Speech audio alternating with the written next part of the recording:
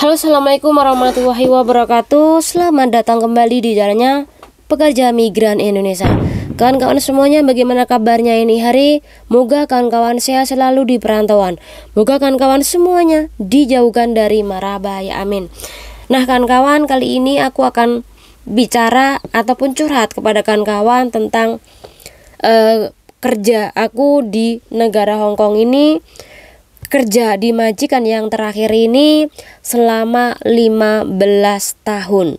Jadi banyak hal yang aku lalui ketika bekerja di tempat bosku yang terakhir ini. Dan ini sedikit pengetahuan bagi kawan-kawan, termasuk anak yang baru bekerja di negara Hong Kong ini.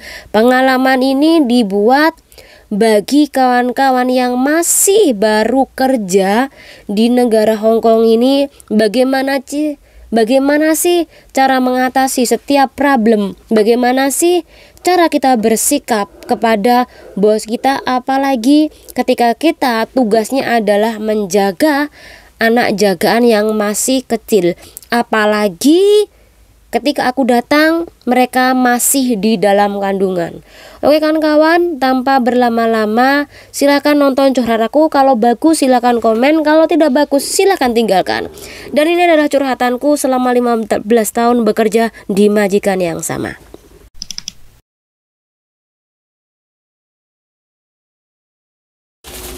Suka duka kerja di majikan yang sama yang terakhir, karena bulan depan nanti aku akan kembali ke tanah air dan tidak bekerja lagi di negara Hong Kong ini. Dan ini adalah tugasku yang terakhir, bekerja sebagai PRT.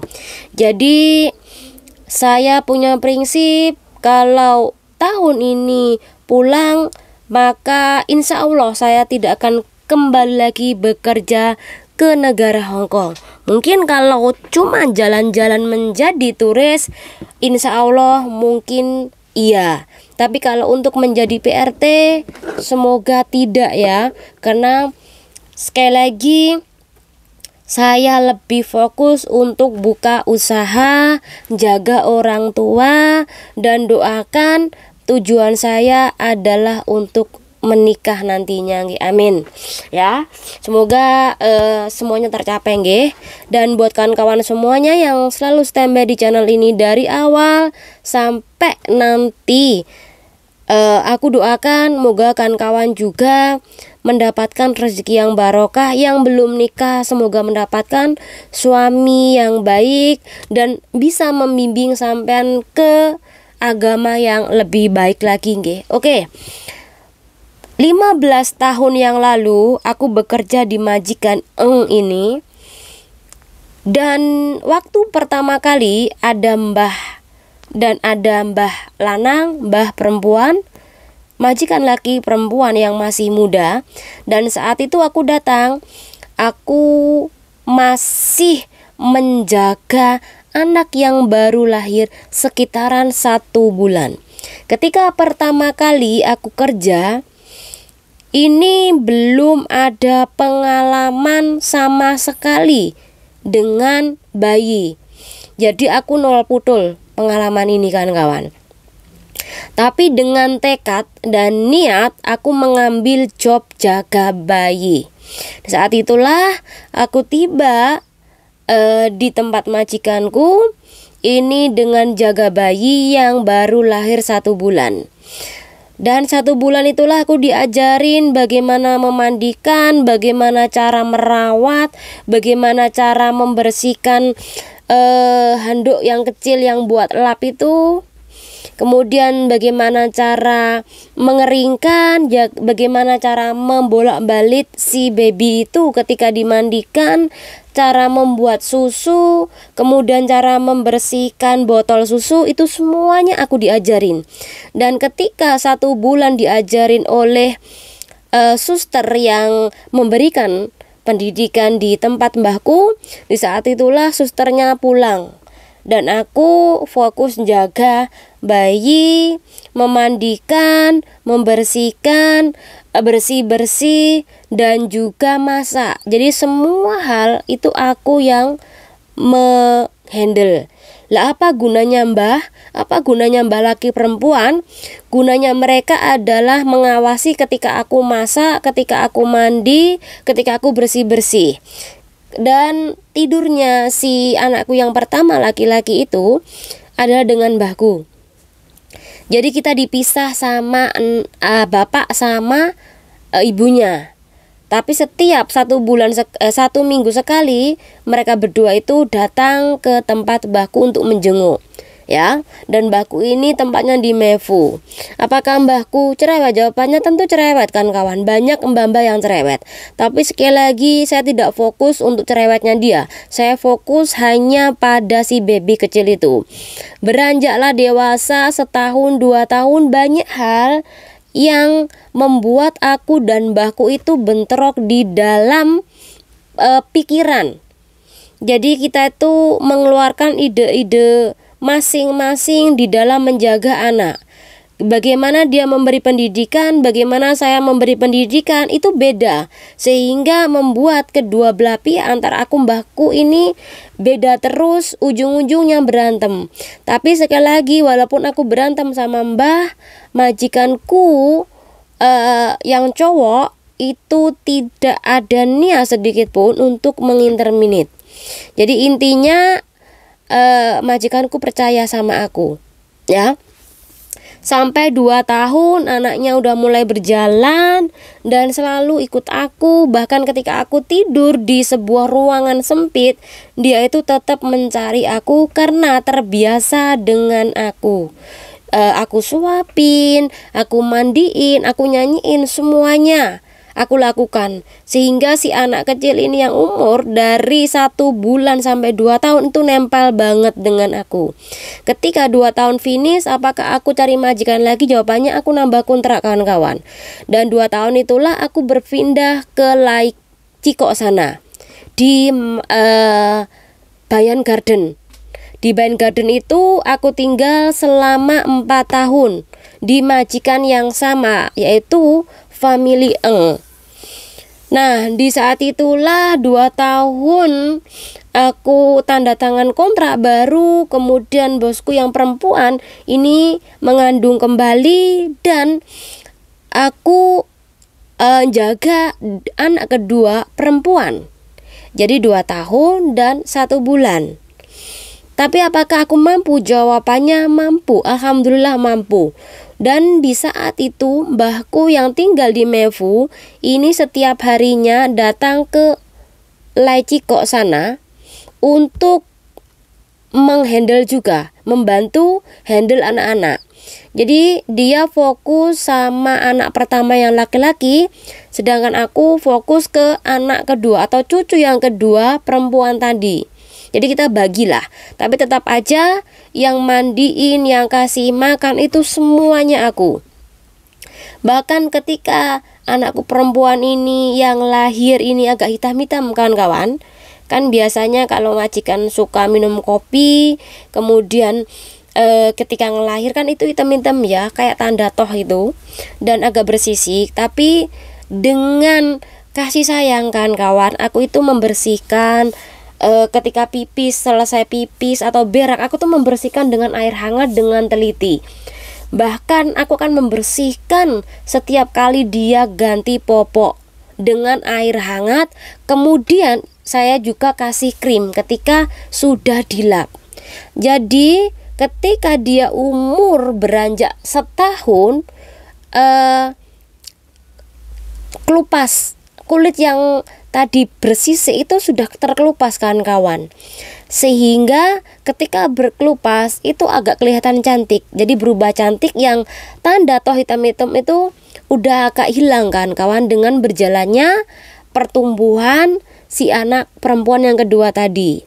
Nah, ketika aku di saat itu kerja jaga 2 anak, di saat itulah usia dari kontrakku ini sudah mencapai kontrak yang ke-4. Kontrak yang ke-4 aku pindah ke Wonderland Flat yang terakhir di daerah Wonderland Village. Indah banget. Awal-awalnya aku kesini itu tidak kerasan karena jauh banget dari MTR ataupun bis Yopa. Tetapi lama-kelamaan kalau kita sudah sering ke negara Hong Kong, udah lama di negara Hong Kong, tempat-tempat seperti ini adalah tempat nyaman banget untuk kita merenungkan tentang diri kita, tentang masalah hidup kita, rasa kangen orang tua. Nih, indah banget kan kawan. Oke, kontrakku berlanjut kontrak ke-6 di majikan yang sama.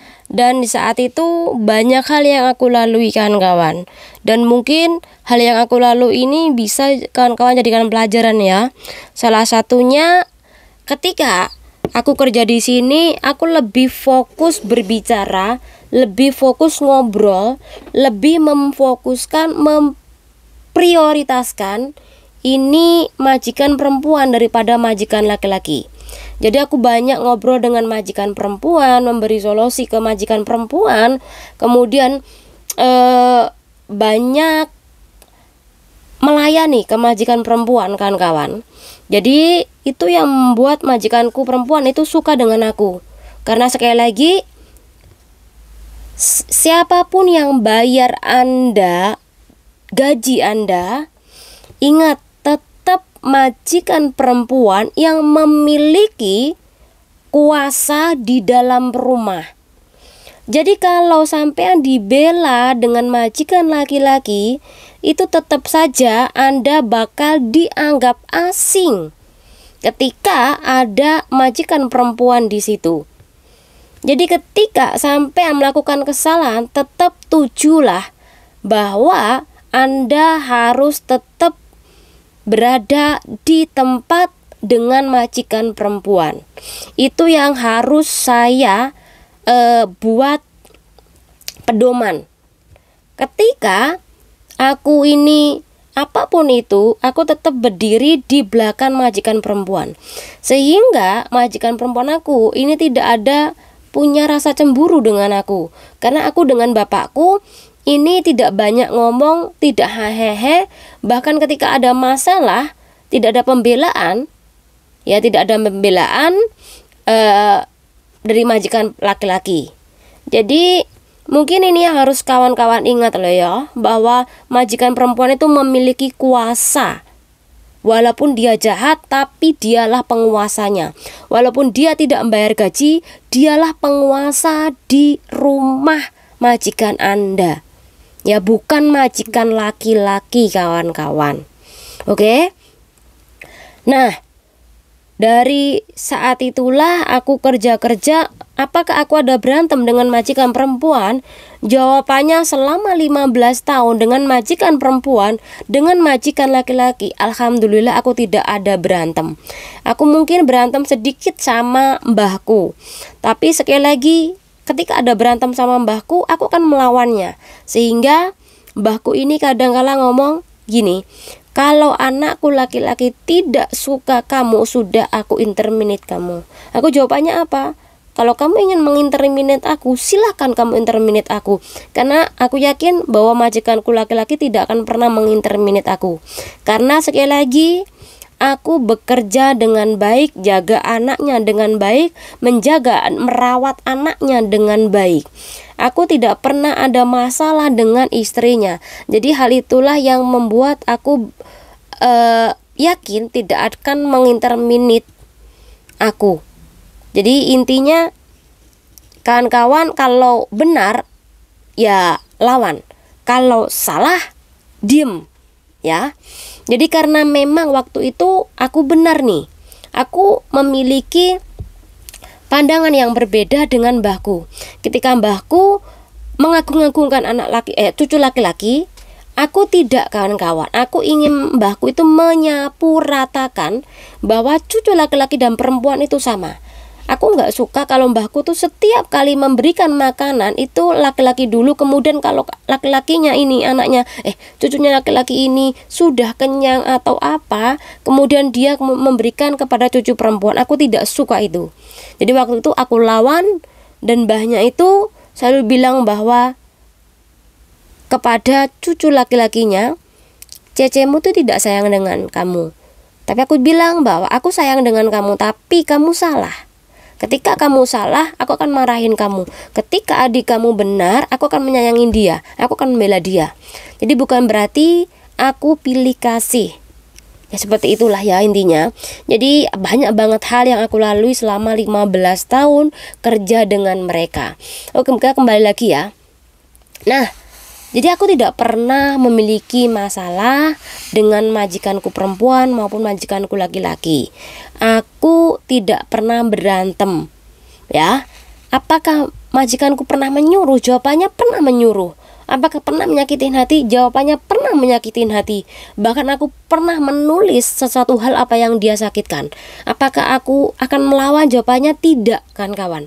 Aku tidak melakukan perlawanan ketika dia marah tentang kok kotor ini, coba kamu nanti bersihkan.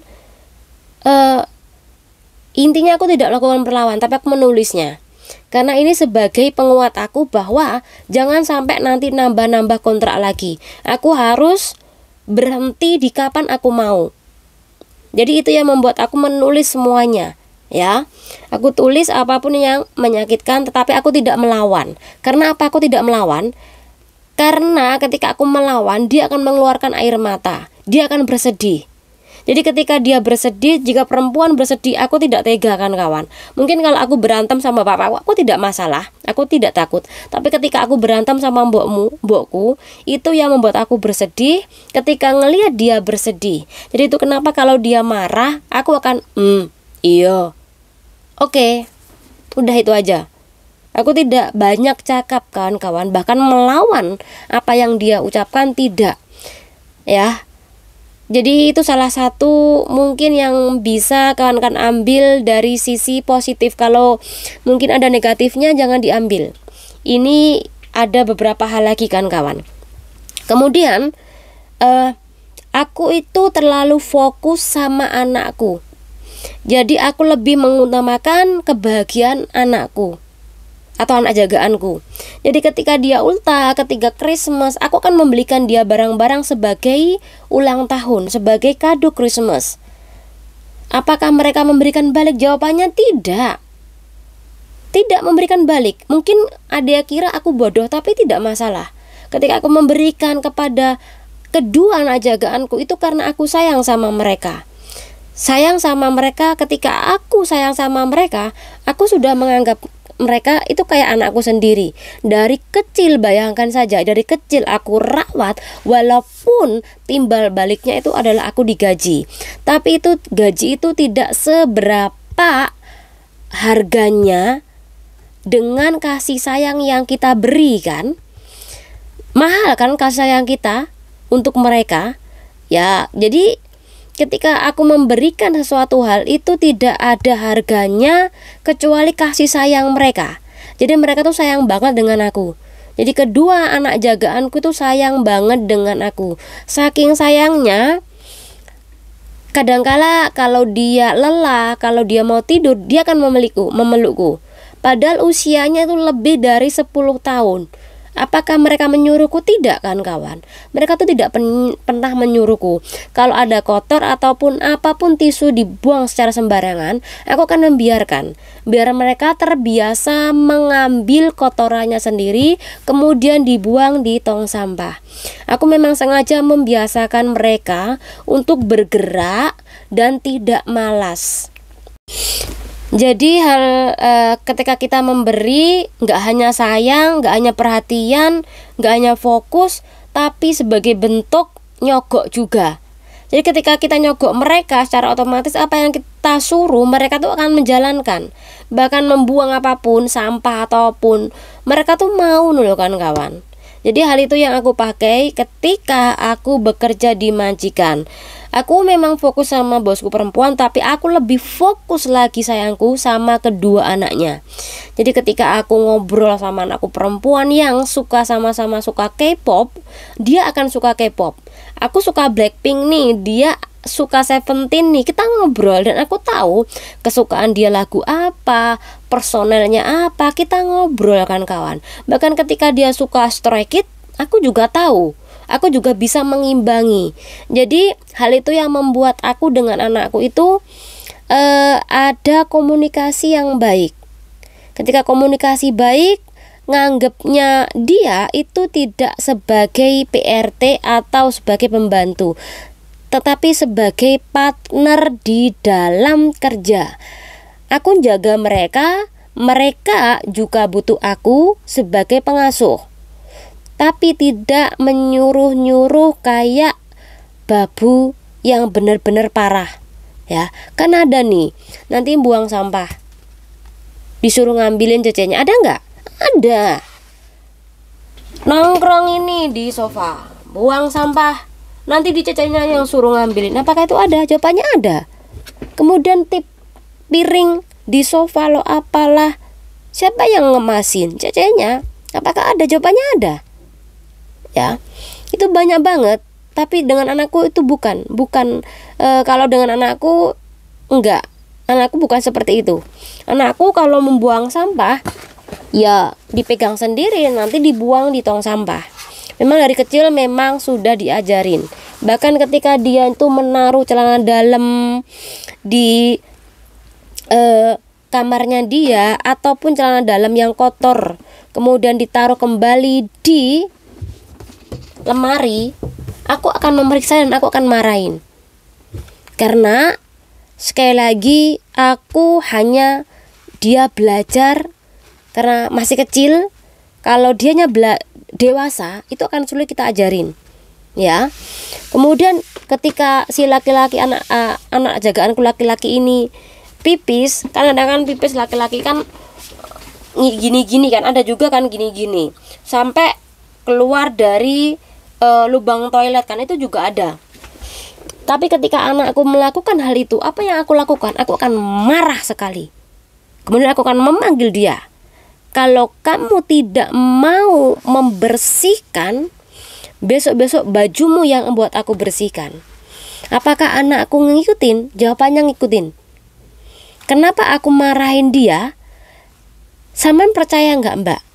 Kalau ketika anak laki-laki itu pipis tapi tidak dibersihkan setelah ia menggunakan pipis tersebut, itu kemudian kecer-kecer atau berada di luar lubang, ingat ya, itu besok gedenya tidak memiliki tanggung jawab dalam hidupnya. Itu yang saya ketahui. Jadi itu kenapa saya ngajarin dia untuk dibersihkan sendiri. Biar nanti kalau kamu sudah dewasa, kamu tuh memiliki tanggung jawab hidupmu sendiri. Tanggung jawab apa yang kamu lakukan. Kalau laki-laki tidak memiliki tanggung jawab, maka dipastikan laki-laki tersebut itu bukan laki-laki baik. Jadi itu kenapa aku tuh kalau ngajarin anakku tuh tujuannya adalah untuk jangka panjangnya nanti, dampaknya nanti pada mereka. Mungkin ada yang bilang, buat apa sih kamu mengajarin, capek cangkem, capekin. Iya, memang kadang-kala orang berpikir seperti itu. Tapi sekali lagi gini, ketika kita bekerja ke negara orang, ketika kita bekerja di suatu majikan, apa yang kita lakukan itu pasti bakal berdampak dengan kita nantinya di tanah air. Ketika kamu melakukan yang terbaik, kamu jujur sama majikan, kamu bekerja dengan baik, kamu penuh tanggung jawab, nanti kalau sampai di Indonesia, insya Allah kalau kamu memiliki sebuah perusahaan, kalau kamu sukses, pekerjamu itu akan seperti kamu dulu di Indonesia. Apa yang kamu lakukan di negara Hong Kong, suatu saat nanti kamu akan menunai kebaikan di negara kita nantinya. Jika kamu bertanggung jawab dengan anakmu, suatu saat nanti anakmu bekerja di sebuah company nantinya, perusahaan nantinya, itu juga akan dipercaya sama orang dan akan disayangi orang karena anakmu tuh jujur. Nah, hal itulah yang saya pikirkan jangka panjangnya nanti. Jadi buat adik-adik kalau bekerja di negara Hong Kong, tanggung jawab. Pertama adalah tanggung jawab kepada anak jagaannya. Tanggung jawab terhadap rumah bos. Jangan sampai memasukkan orang lain. Bekerjalah. ya. Kalaupun sampean mau bikin video tidak apa-apa, bikin video, tetapi jangan lupa bekerja bersih-bersih dulu, ya. Mungkin hal itu yang membuat saya ini bekerja dengan rajin, bekerja dengan penuh tanggung jawab. Dan sampai saat ini saya ini telah berhasil menyelesaikan tugas saya bekerja di keluarga Eng ini selama 15 tahun. Dan insya Allah bulan depan nanti saya akan pulang seterusnya. Bagi mbak-mbak yang saat ini udah lama bekerja di negara Hong Kong ini, ya teruskan semampu sampean bekerja berapa lama, mumpung sampean ini masih kuat, ya. Masih kuat untuk di dalam bekerja mengumpulkan rezeki. Namun suatu saat nanti pasti sampean bakal di titik nol yang lelah banget, yang rindu banget dengan keluarga di kampung, yang pengen pulang kampung, yang pengen berjuang di tanah air. Sampean pasti besok ada di titik itu. Ketika sampean berada di titik itu, pasti sampean akan memilih pulang. Jadi kalau sampean saat ini belum, aku percaya suatu saat nanti sampean pasti ada kok pengen balik ke Indonesia dan seterusnya tidak kembali bekerja di negara manapun, ya. Bagi adik-adik yang baru bekerja di negara Hong Kong, ingat tujuan sampean bekerja di negara ini apa? Silahkan Anda niatkan dari awal. Ingat, gak usah banyak-banyak teman, asal teman Anda ini bertanggung jawab, 1-2 sudah cukup. Jangan sampai terlibat bank, karena sampai terlibat bank pasti bakal ada bank-bank kedepannya lagi yang bakal Anda ini pinjamin. Jadi usahakan fokus kerja, jangan sampai Anda ini foya-foya, dan jangan sampai terjerat oleh cinta online yang ujung-ujungnya ini menyeret Anda di dalam kasus penipuan, ya. Apalagi kalau sudah merembet kepada overstay. Jangan sampai, ya. Karena hampir 20 tahun saya bekerja di negara ini tidak ada kata atau pilihan untuk overstay. Saya harus kerja secara legal di negara ini. Karena ketika kita legal, keselamatan kita itu lebih terjamin, Mbak. Jangan sampai terlibat narkoboy, itu pesan saya. Karena ketika Anda terlibat narkoboy, secara otomatis Anda bakal terjerat dengan hukuman maksimalnya seumur hidup. Dan bagi adik-adik, mbak-mbak yang mungkin saat ini bingung nih bagaimana cara bikin list gaji Anda, maka mulailah saat ini bikin. Mungkin saran saya ada buat kawan-kawan semuanya, jika ingin sedikit berhasil memiliki uang dengan gaji yang sedikit. Oke? Pertama, saya ini gajinya standar seperti kawan-kawan, tetapi saya bisa membeli baju, tetapi saya mengurangi makanan yang enak. Saya biasanya pagi bawa air, bawa kopi, kemudian makan mie. Kemudian ketemu sama temen, makan sekali, kemudian pulang. Apakah saya beli barang-barang? Tidak kan kawan, jarang banget. Saya jarang banget beli baju, kecuali nanti 1 bulan 1 kali, kecuali 2 bulan 1 kali. Itu pun memang baju yang saya pilih pasti baju bagus dan awet. Jadi saya tidak tiap minggu belanja, tiap minggu nge-mall kemudian belanja. Kalau saya nge-mall paling nganter teman-teman. Karena saya tidak suka nge-mall, apalagi berdesak-desakan, apalagi masuk toko A, masuk toko B, masuk toko C, tidak. Saya tidak suka seperti itu. Jadi saya suka nganter dan duduk, kemudian makan, kemudian nanti teman saya akan mencari saya. Itu memang ada.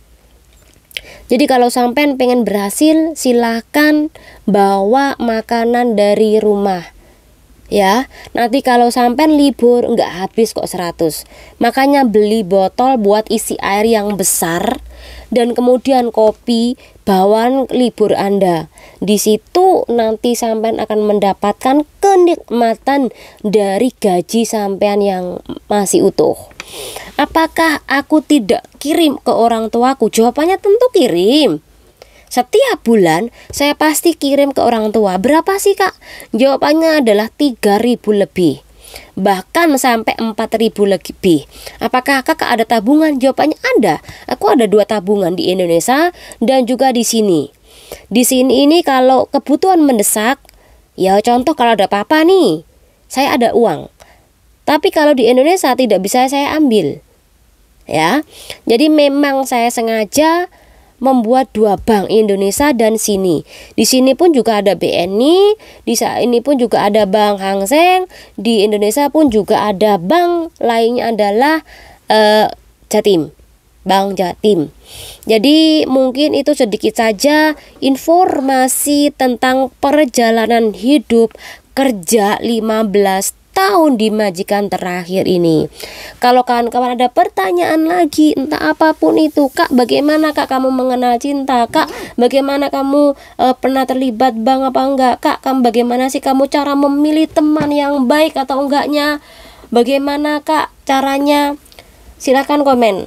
Apakah aku punya teman banyak? Punya teman banyak. Saya tuh punya teman banyak, tetapi saya itu bisa memilih mana teman yang patut dijadikan sahabat, saudara, mana teman yang cuma dijadikan teman jauh, mana teman yang bisa dijadikan musuh, mana teman yang bisa dianggap setan. Saya itu tahu sekali. Karena sekali lagi, saya itu benar-benar serius kalau sudah soal pertemanan. Hati-hati, glusa-glusu.